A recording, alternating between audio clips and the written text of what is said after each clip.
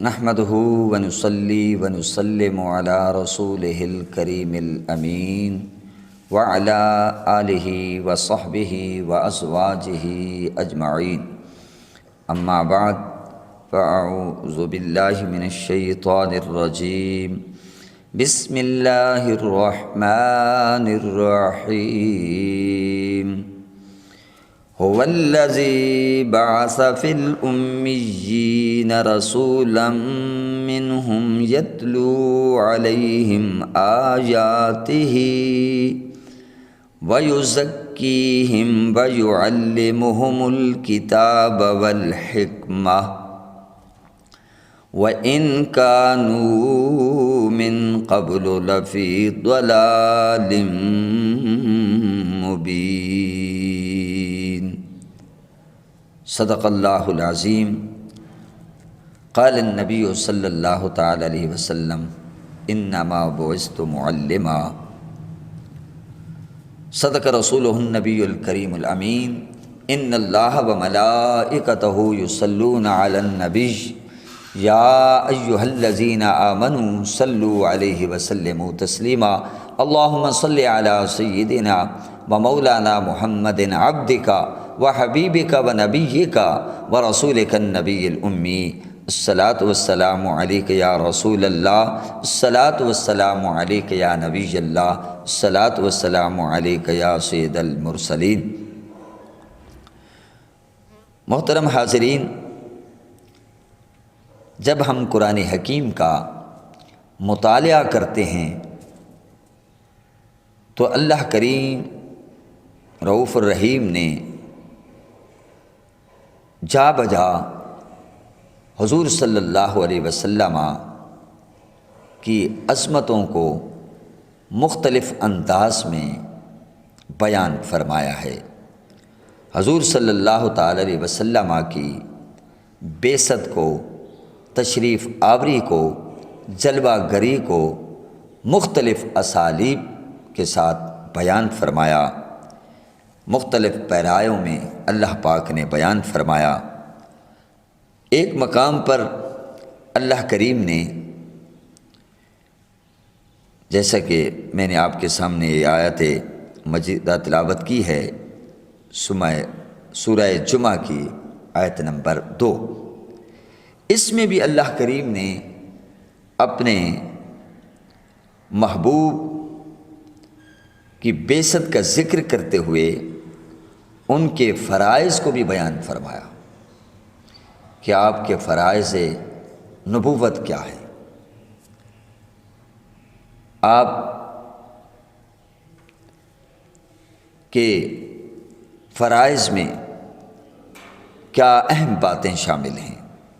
تو ارشاد ہوا هو الذی بعث فی الامیین رسولا.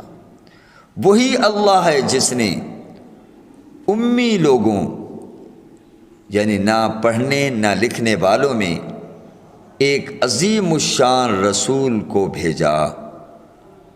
گویا کہ اللہ تعالیٰ نے اپنا یوں تعارف کرایا کہ وہ ذات جس نے ناخواندہ لوگوں میں، امی لوگوں میں ایک عظیم الشان رسول انہی میں سے بھیجا. اب اللہ کا اس طرح کا تعارف کرانا یہ حضور صلی اللہ علیہ وسلم کی شان محبوبیت پر دلالت کرتا ہے. بلا تشبیہ و تمثیل کوئی کہتا ہے کہ میں اعلیٰ پائے کا معمار ہوں، میرا ہم پلہ کوئی بھی نہیں ہے، کوئی دعویٰ کرتا ہے کہ میں اعلیٰ مرتبے کا معمار ہوں، تو یہ اس نے دعویٰ کیا. تو ہم کہیں گے اس کی دلیل، تو وہ کہے گا کہ میں نے فلاں عمارت بنائی ہے، میں نے فلاں مسجد بنائی ہے، میں نے فلاں کوٹھی بنائی ہے، میں نے مینار پاکستان بنایا ہے۔ تو دوستو، جب کہا جائے گا تو دکھائیے، تو وہ عام عمارت نہیں دکھائے گا، بلکہ جو اس کا ایک شاہکار ہوگا وہی دکھائے گا اور اسی حوالے سے بات کرے گا۔ جیسے کہ کوئی کہے کہ میں مصنف ہوں، تو اس نے بہت سی کتابیں لکھی ہیں، تو وہ اپنے اعلیٰ پائے کی تصنیف پیش کرے گا۔ کوئی کہے کہ میں استاذ ہوں، تو وہ شاگردوں میں سے عام شاگرد نہیں پیش کرے گا، بلکہ اعلیٰ پائے کا قابل ترین شاگرد پیش کرے گا۔ تو پوری کائنات کو اللہ نے تخلیق کیا ہے، انسانوں کو اللہ نے تخلیق کیا ہے، اور پھر سبحان اللہ سب سے اولی مخلوق اور سب سے حسین ترین ذات حضور صلی اللہ علیہ وسلم کی ہے۔ تو اللہ پاک بھی جب اپنا تعارف کراتا ہے تو فرماتا ہے هو الذی بعث فی الامیین رسولا، وہی ہے اللہ جس نے امی لوگوں یعنی نہ پڑھنے اور نہ لکھنے والے لوگوں میں ایک عظیم الشان رسول کو بھیجا۔ اور ان کے فرائض کیا ہیں، وہ کیا امور انجام دیتے ہیں؟ فرمایا وَيُزَكِّيهِمْ، اور انہیں پاک کرتے ہیں۔ کس بات سے پاک کرتے ہیں؟ انہیں اخلاق رذیلہ سے پاک کرتے ہیں، ان کا تزکیہ نفس فرماتے ہیں، گندگیوں کو دور کرتے ہیں، شرک کی گندگیوں کو، کفر کی آلودگیوں کو، نفاق کی ناپاکیوں کو دور کر کے اور مجلہ مصفہ اور مزکہ بنا دیتے ہیں۔ اور ان کا ایک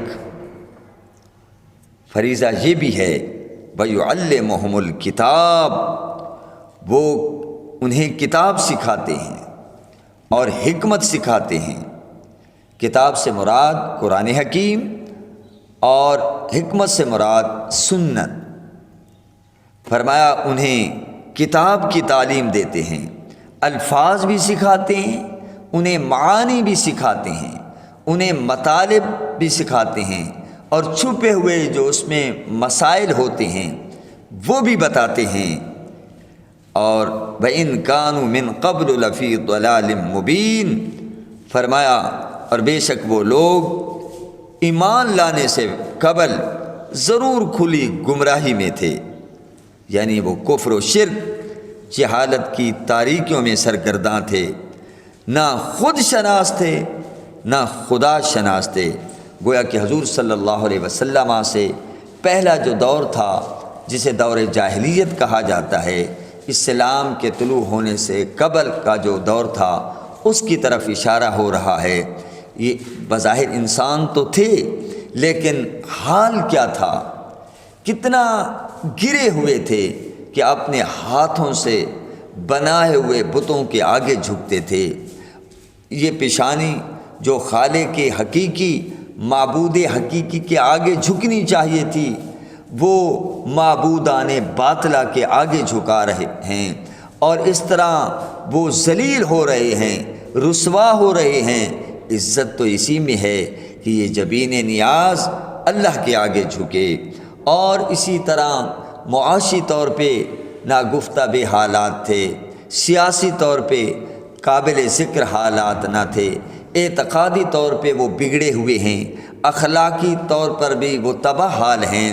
کوئی اخلاقی حالت بھی اچھی نہیں ہے، معاشی حالت بھی اچھی نہیں ہے، کہیں پانی پینے پلانے پہ جھگڑا، کہیں گھوڑا آگے دوڑانے پہ جھگڑا۔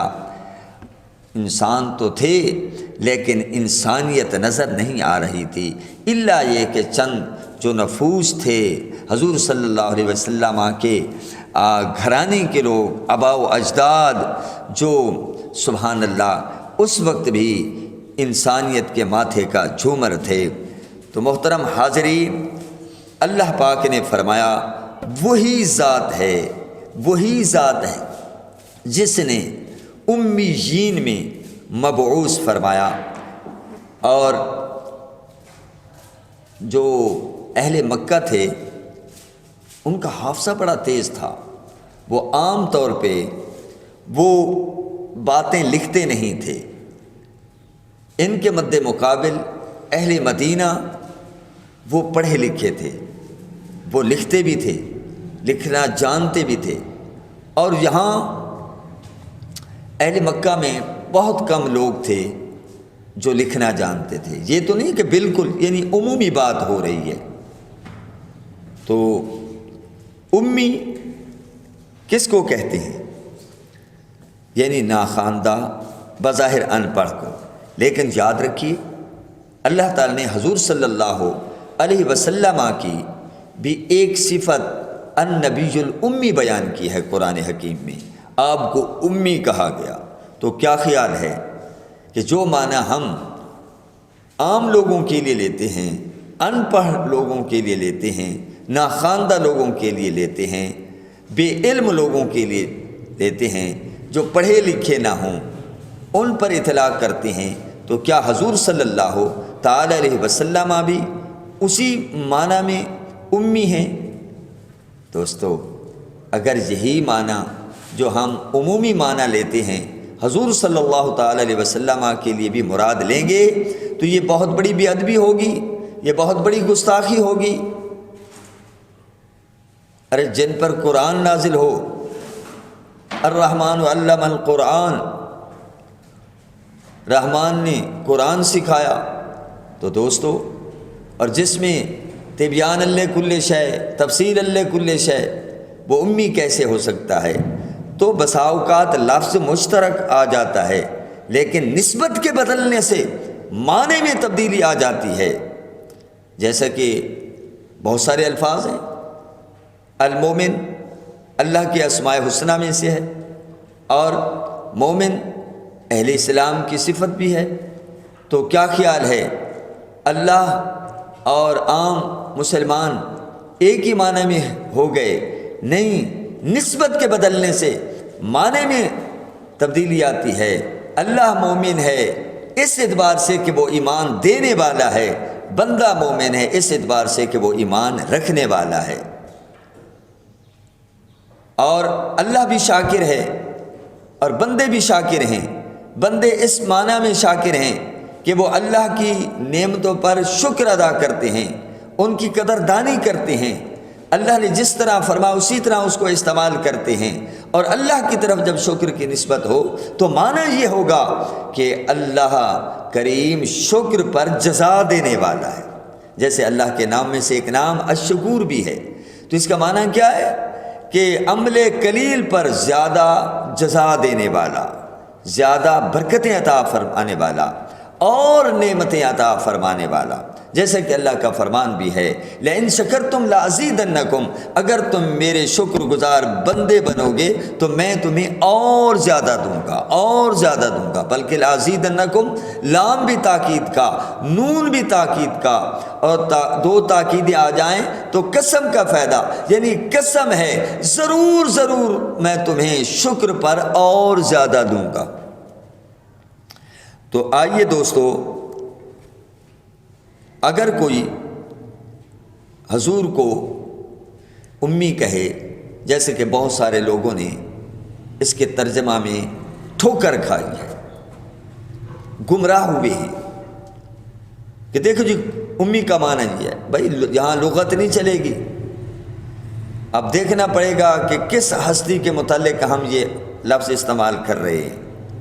تو علماء نے ہماری رہنمائی فرمائی، صرف لغت میں پڑھ کر ترجمہ کر دینا یہ تو بات نہیں بنے گی، اس کے لیے تو آپ کو بہت سارے علوم کی ضرورت ہے،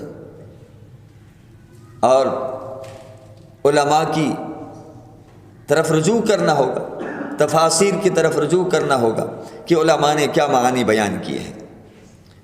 سنیے، یعنی حضور صلی اللہ علیہ وسلم کی یہ جو صفت ہے النبی الامی، لیکن اس کا معنی ناخواندہ ان پڑھ کرنا صحیح نہیں ہے۔ تو پھر آپ کے امی ہونے کا مطلب کیا ہے، معنی کیا ہے، مفہوم کیا ہے؟ تو اس حوالے سے بھی علماء کرام رحمہم اللہ نے ہماری رہنمائی فرمائی ہے۔ چنانچہ آپ کے امی ہونے کا مطلب یہ ہے کہ آپ نے اپنے معلم حقیقی رحمان و رحیم کے سوا کسی انسان کے آگے زانو تلمس طے نہیں کیا۔ تو حضور صلی اللہ تعالی علیہ وسلم کو امی کہنے کی کچھ وجوہات ہیں۔ تو ان وجوہات میں سے ایک وجہ یہ بھی ہے کہ آپ چونکہ امیین میں مبعوث ہوئے، ان پڑھ لوگوں میں مبعوث ہوئے، تو اس وجہ سے امی کہا گیا۔ امی یہ جائے نسبت ہو جائے گی۔ اور دوسری وجہ یہ ہے کہ آپ کی ام القری، جس کا معنی ہے بستیوں کی اصل، اور مکہ مکرمہ کے کچھ نام ہیں، ان میں سے ایک نام ام القری بھی ہے، بستیوں کی اصل، یعنی مکہ مکرمہ میں آپ کی بعثت شریف ہوئی۔ آپ نے اعلان نبوت جو فرمایا مکہ میں فرمایا، تو اس وجہ سے آپ کو امی کہتے ہیں۔ اور تیسری وجہ یہ ہے کہ کثرت امت کی وجہ سے آپ کو امی کہا جاتا ہے۔ تو یہ لفظ امی جو ہے اصل میں امتی تھا، پھر تا کو گرا دیا گیا، جیسے مکیون مدنیون سے تا کو گرا دیا گیا، مکیتن مدنیتن۔ تو اسی طرح اس سے بھی تا کو گرا دیا گیا ہے، اس لیے آپ کو امی کہتے ہیں۔ اور چوتھی وجہ یہ ہے کہ عربی میں امن اصل کو کہتے ہیں، جیسے ماں کو امن کہتے ہیں، وہ بھی ایک خاندان کی اصل ہوتی ہے، بنیاد پڑتی ہے۔ تو حضور صلی اللہ تعالی علیہ وسلم بھی اصل کائنات ہیں۔ وما ارسلناک الا رحمۃ للعالمین، اے محبوب ہم نے آپ کو سب جہانوں کے لیے رحمت بنا کے بھیجا۔ اور حضور فرماتے ہیں انا من نور اللہ والخلق کلہم من نوری، میں اللہ کے نور سے ہوں اور ساری مخلوق میرے نور سے ہے، یہ میرے نور کے سبب سے ہے، من سببیہ۔ تو سبحان اللہ، حضور اصل کائنات ہیں، اور آپ جانتے ہیں کہ اصل پہلے ہوتی ہے۔ تو حضور کو رحمت للعالمین بنایا گیا، تو جب آپ سارے عالمین کے لیے رحمت ہیں، تو رحمت وہ ہوتی ہے جس کی طرف حاجت ہو، اور جس کی طرف حاجت ہو وہ پہلے ہوتی ہے۔ ہم نے دنیا میں آنا تھا، ہمیں پانی کی ضرورت تھی، ہمیں ہوا کی ضرورت تھی، ہمیں آکسیجن کی ضرورت تھی، ہمیں کھانے پینے کی ضرورت تھی، تو اللہ تعالیٰ نے ہمارے آنے سے پہلے وہ انتظام کر دیا۔ اور اسی طرح ہم دیکھتے ہیں کہ جو محتاج الہ چیز ہوتی ہے، جس کی طرف احتیاج ہوتی ہے، وہ پہلے ہوتی ہے، وہ مقدم ہوتی ہے۔ اب دیکھیے، جو استاذ ہے وہ شاگردوں کے لیے رحمت ہے، تو اس لیے شاگردوں سے پہلے استاذ کا ہونا ضروری ہے، اولاد سے پہلے ماں باپ کا، تو اسی لیے کائنات سے پہلے حضور کا ہونا ضروری ہے۔ تو حضور علیہ الصلوۃ والسلام کائنات کی اصل ہیں، وہ جو نہ تھے تو کچھ نہ تھا، وہ جو نہ ہوں تو کچھ نہ ہو، جان ہے وہ جہان کی، جان ہے تو جہان ہے۔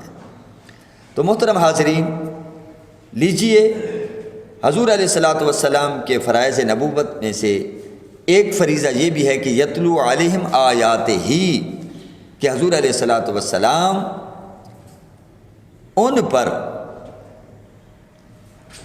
اس کی آیات کو تلاوت کرتے ہیں۔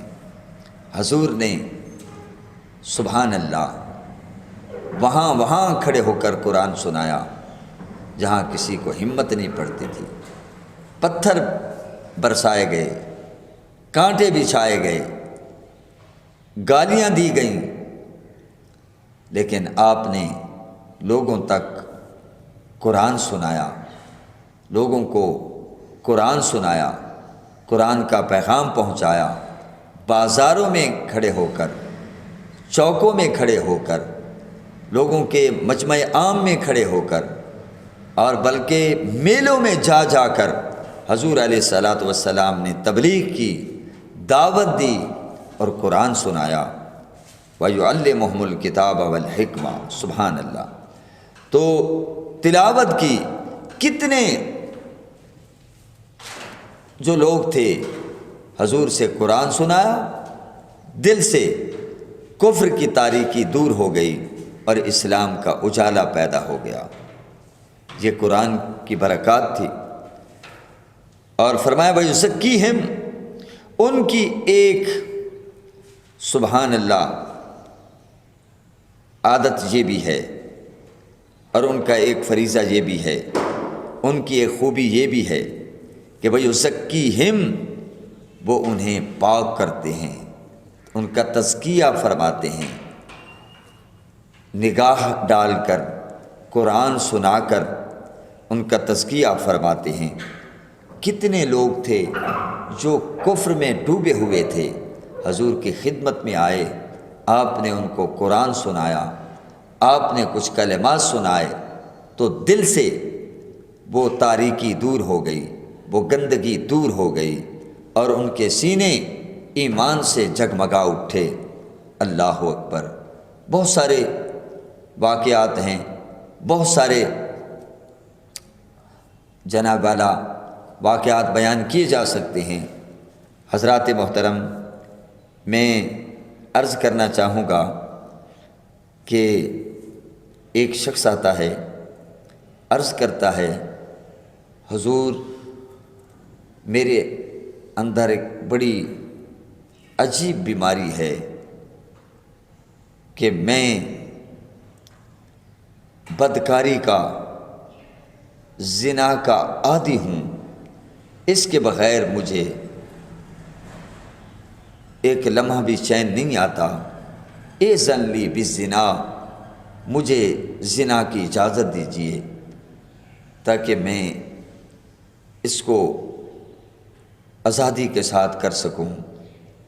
جب اس نے یہ بات کہی تو صحابہ کرام نے ناپسندیدگی کی نگاہ سے دیکھا کہ رسول اللہ کی بارگاہ میں کیا سوال کر رہے ہو، لیکن چونکہ حضور صلی اللہ علیہ وسلم حکیم انسانیت ہیں، آپ جانتے ہیں کہ کس بیمار کی کس طرح بیماری کو دور کرنا ہے، آپ نے اشارہ فرمایا تم چھوڑو، آپ نے اور قریب کیا اور قریب کیا اور فرمایا دیکھو بھائی، تم نے مجھ سے زنا کی اجازت طلب کی ہے، سنو، اتحبہ لأمک، جس بات کی تم مجھ سے اجازت مانگ رہے ہو، کیا تم اس گناہ کو، بدکاری کو، حرام کاری کو اپنی ماں کے لیے پسند کرو گے؟ دیکھیے کس طرح تزکیہ ہو رہا ہے۔ تو عرض کیا حضور واللہ لا احبہ لأمی، میں تو اپنی ماں کے لیے کبھی بھی اس کو برداشت نہیں کروں گا کہ کوئی میری ماں کا دامن عفت جو ہے وہ تار تار کرے، وہ داغدار کرے، میں اس کو قطعاً پسند نہیں کروں گا۔ تو حضور صلی اللہ علیہ وسلم نے فرمایا سنو، لا یحب الناس لامہاتہم، لوگ بھی اس کبھی فعل کو، اس برے فعل کو اپنے ماؤں کے لیے پسند نہیں کرتے۔ اسی طرح حضور صلی اللہ تعالی علیہ وآلہ وسلم سوالات کرتے گئے کہ کیا بہن کے لیے پسند کرو گے، کیا خالہ کے لیے، کیا پھپھی کے لیے، جتنے بھی قریبی رشتے ہوتے ہیں فطرتاً انسان ان کی طرف مائل بھی نہیں ہوتا اور ان کو ناپسند کرتا ہے، ان کی عزت و حرمت کا خیال کرتا ہے۔ وہ سارے رشتے جو تھے ان کے حوالے دیے اور وہ جو اس کے دل کے اندر جو گندگی تھی وہ دھلتی جا رہی ہے۔ اور پھر حضور صلی اللہ تعالی علیہ وسلم نے اپنا رحمت بھرا، شفقت بھرا ہاتھ رکھا اور اللہ کے حضور دعا کی، اللہم طہر قلبہ، اے اللہ اس کے دل کو پاک فرما دے، اس گندگی سے، اس آلودگی سے پاک فرما دے۔ تو پھر کیا تھا، پاک نبی کا پاک ہاتھ پھرا تو دل کی دنیا بدل گئی اور ہر گندگی دور ہو گئی۔ آیا تو زانی تھا، گیا تو پھر عشق مصطفیٰ میں فانی تھا۔ یہ ہے وَيُزَكِّيهِمْ۔ اسی طرح ایک نوجوان آتا ہے، عرض کرتا ہے یا رسول اللہ صلی اللہ تعالی علیہ وسلم، میرے اندر 4 خرابیاں ہیں، میرے اندر 4 معاشرتی اخلاقی بیماریاں ہیں، میں 4 روحانی بیماریوں میں اور برائیوں میں مبتلا ہوں۔ میں آپ سے وعدہ کرتا ہوں میں آپ کے لیے ایک چھوڑ سکتا ہوں۔ وہ 4 برائیاں کیا ہیں؟ میں زنا کا عادی ہوں، میں چوری کا عادی ہوں، میں شراب کا عادی ہوں، میں جھوٹ کا عادی ہوں۔ یہ میرے اندر 4 برائیاں ہیں، میرے اندر 4 خرابیاں ہیں، لیکن میں آپ سے عہد کرتا ہوں کہ میں آپ کی خاطر ایک برائی چھوڑ سکتا ہوں، جس کا بھی آپ مجھے حکم دیں گے۔ حضور نباز انسانیت ہیں، حکیم انسانیت ہیں، طبیب انسانیت ہیں، تو جیسا کہ کسی بھی ماہر حاذق حکیم طبیب ڈاکٹر کے پاس جائیں اور کئی انسان بیماریوں میں مبتلا ہو تو وہ دیکھے کہ کون سی بیماری ہے جو سب بیماریوں کا سبب بن رہی ہے، تو وہ اسی کا علاج کرتا ہے۔ اب حضور صلی اللہ علیہ وسلم نے چوری کے متعلق نہیں فرمایا، حضور صلی اللہ علیہ وسلم نے شراب کے متعلق نہیں فرمایا، زنا کے متعلق نہیں فرمایا، فرمایا تم وعدہ کرتے ہو کہ میں جھوٹ نہیں بولوں گا، تم وعدہ کرتے ہو کہ میں جھوٹ نہیں بولوں گا؟ حضور وعدہ ہے، فرمایا چلے جاؤ۔ اب وہ چلا گیا۔ اب ظاہر ہے عادت ہوتی ہے، جیسے کہ حضور صلی اللہ علیہ وسلم آپ فرماتے ہیں کوئی آپ سے کہے کہ پہاڑ اپنی جگہ سے ہٹ گیا ہے تو مان لو، فصدقوہ، اس بات میں اس کی تصدیق کر لو، مان لو پہاڑ ہٹ سکتا ہے۔ لیکن کوئی کہے کہ فلاں برائی سے رک گیا ہے تو فلا تصدقوہ، فوراً تصدیق نہ کرو۔ تو جس کو عادت پڑ جاتی ہے بس اللہ معاف فرمائے، اللہ کرے اچھی عادت پڑے۔ اب وہ گیا، اب جس کو شراب پینے کی عادت ہو، شراب کا نشہ ہو، اس کو کیسے چین آئے؟ خیال آیا میں شراب پی لوں، ساتھ ہی خیال آیا تم نے شراب پی لی اور حضور صلی اللہ تعالی علیہ وسلم کی بارگاہ اقدس میں حاضر ہوئے، آپ نے پوچھ لیا کہ کہیں شراب تو نہیں پی؟ اگر میں سچ بتاؤں گا کہ جی شربت الخمرہ، میں نے شراب پی ہے، تو شراب کی حد نافذ ہوگی۔ اگر جھوٹ بولوں گا تو وعدہ کر چکا ہوں کہ میں نے جھوٹ نہیں بولنا، تو اس خیال کے آتے ہی شراب سے توبہ کر لی۔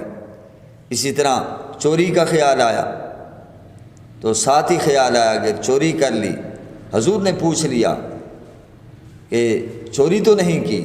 اگر میں نے کہا حضور سرق تو میں نے چوری کی ہے، تو پھر چوری کی حد نافذ ہوگی، میرے تو ہاتھ کاٹ دیے جائیں گے۔ کاش اس ملک میں جو اسلام کے نظام کے نفاذ کے لیے معرض وجود میں آیا، ہمارے بزرگوں نے، ہمارے بڑوں نے، ہماری ماؤں نے، ہماری بہنوں نے، اس امت کی دوشیزاؤں نے قربانیاں دیں، کاش آج کے لوگوں کو احساس ہوتا۔ یاد رکھیے اگر ایک حد نافذ ہو جائے نا، صرف ایک ہاتھ کاٹنے کی، آپ اس کے نتائج اپنی آنکھوں سے دیکھیں گے کہ ہم اگر سامان کھلے عام بھی رکھ دیں گے تو کوئی ہاتھ لگانے سے پہلے 1000 بار سوچے گا کہ کہیں کو دیکھ نہ لے، کہیں میرے ہاتھ نہ کٹ جائیں۔ تو ایک حد کا نافذ کرنا سال بھر رحمت کی بارش سے بہتر ہے۔ اس طرف نہیں آ رہے، لیکن ایک دن آنا پڑے گا، اگر یہاں اسلامی نظام کا نفاذ ہوتا تو کھلے عام موٹر وے پر ہماری بہنوں کی عزتیں پامال نہ کی جاتی، ان کی عزت کی چادر کو تار تار نہ کیا جاتا، اور مجرم دندناتے نہ پھرتے، قانون سے وہ ماورا نہ ہوتے۔ باہر کے اس خیال کے آتے ہی چوری سے توبہ کر لی اور زنا سے بھی توبہ کر لی۔ حضور صلی اللہ تعالی علیہ وسلم کی خدمت میں حاضر ہوا، میرا آقا نے فرمایا سناؤ۔ کہنے لگا حضور آپ نے وعدہ لیا تھا کہ جھوٹ نہیں بولوں گا، اسی ایک ہی چیز نے مجھے تمام برائیوں سے نجات عطا کر دی ہے۔ حضور میں نے سچی توبہ کر لی ہے۔ تو پتہ چلا کہ ہم صدق دل سے توبہ کر لیں کہ سچ بولنا ہے، جھوٹ نہیں بولنا، تو بہت سی بیماریاں، بہت سی برائیاں خود بخود دم توڑ جائیں گی۔ ہمارا معاشرہ جو ہے وہ صالح معاشرہ وجود میں آ جائے گا۔ اور فرمایا وَيُعَلِّمُهُمُ الْكِتَابَ وَالْحِكْمَةَ، اور آپ انہیں کتاب کی تعلیم دیتے ہیں، حکمت کی تعلیم دیتے ہیں۔ اللہ اکبر۔ جاہل تھے، اجڑ تھے، گمار تھے، بکریاں چرانے والے تھے، اونٹ چرانے والے تھے، ان کو سیاست کا پتہ نہیں تھا، ان کو آداب زندگی کا پتہ نہیں تھا، اخلاق کیا ہیں اس کی اہمیت کا پتہ نہیں تھا۔ حضور کے پاس آئے تو سبحان اللہ، یہ معلم کتاب اور کتاب کا فیضان تھا جس نے بکریاں چرانے والوں کو اتنا اوپر اٹھا دیا، اتنی بلندیوں پر ایمانی لحاظ سے، اخلاقی لحاظ سے اتنی بلندیوں پر فائز کر دیا، اتنا اونچا کر دیا کہ آسمانوں کی بلندیاں، افلاک کی بلندیاں جھک جھک کر انہیں سلام عقیدت پیش کرنے لگیں۔ آئیے دوستو، ہم بھی چاہتے ہیں کہ ہمارے اندر انفرادی اور اجتماعی تبدیلی آئے، تو ضرورت ہے اس امر کی کہ ہم قرآنی تعلیمات اور نبوی تعلیمات پر عمل کریں، اور یہی میلاد النبی صلی اللہ علیہ وسلم کا پیغام ہے، یہی 12 ربیع الاول کا درس ہے کہ آئیے تجدید عہد کریں کہ انشاءاللہ ہم حضور صلی اللہ تعالی علیہ وسلم کی جو غلامی کی نسبت حاصل ہے، ہم اس کی پاسداری کریں گے، اور آئندہ کی زندگی میں ہم رسول اللہ صلی اللہ تعالی علیہ وسلم کی تعلیمات کو سامنے رکھ کر ہم اپنے شب و روز گزاریں گے۔ سیاست کریں گے تو پاکیزہ کریں گے، تجارت کریں گے تو سود سے پاک کریں گے، ہم کسی کا حق نہیں دبائیں گے، ہم کسی کا حق نہیں کھائیں گے، حتیٰ کہ بیٹیوں کا، بہنوں کا حق نہیں دبائیں گے۔ جو وراثت میں حصہ ملتا ہے ہم انہیں دیں گے، اور حضور کی امت کی خدمت کریں گے۔ علماء ہیں تو وہ عہد کریں کہ انشاءاللہ ہم بے لوث حضور کے دین کا پیغام پہنچائیں گے، حضور کے دین کی خدمت کریں گے، مدارس قائم کریں گے، اور مدارس کو اخلاص کے ساتھ چلائیں گے۔ جو تاجر ہیں، جو مخیر حضرات ہیں، جو صاحب ثروت لوگ ہیں، وہ عہد کریں کہ ہم دینی اداروں کے ساتھ، دینی مراکز کے ساتھ بھرپور تعاون کریں گے۔ آئیے، حضور سے محبت کا تقاضا بھی یہی ہے، اور عید میلاد النبی صلی اللہ علیہ وسلم کے منانے کا بہترین تقاضا یہ ہے کہ ہم حضور کے غلام بن جائیں، حضور کے دین کے مبلغ بن جائیں۔ جس کے پاس مال ہے وہ مال خرچ کرے، جس کے پاس علم ہے وہ علم خرچ کرے، جس کے پاس پیسہ ہے وہ پیسہ خرچ کرے، جس کے پاس وقت ہے وہ وقت خرچ کرے۔ علماء کو چاہیے مدارس قائم کریں، علماء کو چاہیے دروس قرآن دیں، علماء کو چاہیے کہ وہ درس حدیث دیں، اور وہ نئی نسل کی تربیت کریں، اور اپنے جو ائمہ کرام ہیں وہ اپنی اپنی مساجد میں درس قرآن، درس حدیث، اور اپنے مقتدیوں کی علمی تربیت کریں، ان کی فقہی تربیت کریں، دینی مسائل سے آگاہ کریں، انہیں نماز پڑھنا سکھائیں، انہیں نماز کے فرائض بتائیں، انہیں نماز کی سنتیں بتائیں، انہیں نماز کے مفسدات بتائیں کہ قیام کیسے کرنا ہے، رکوع کیسے کرنا ہے، سجدہ کیسے کرنا ہے۔ خدا قسم جو ائمہ کرام، جو علماء کرام اپنے مقتدیوں کی اس طرح تربیت کرتے ہیں، مقتدی ان کی عزت کرتے ہیں، مقتدی ان کا احترام کرتے ہیں، اللہ پاک ہمیں صحیح طور پر جشن میلاد النبی انہی تمام تقاضوں کے ساتھ منانے کی توفیق نصیب فرمائے۔ دونوں عالم میں تمہیں مقصود گر آرام ہے، ان کا دامن تھام لو جن کا محمد نام ہے۔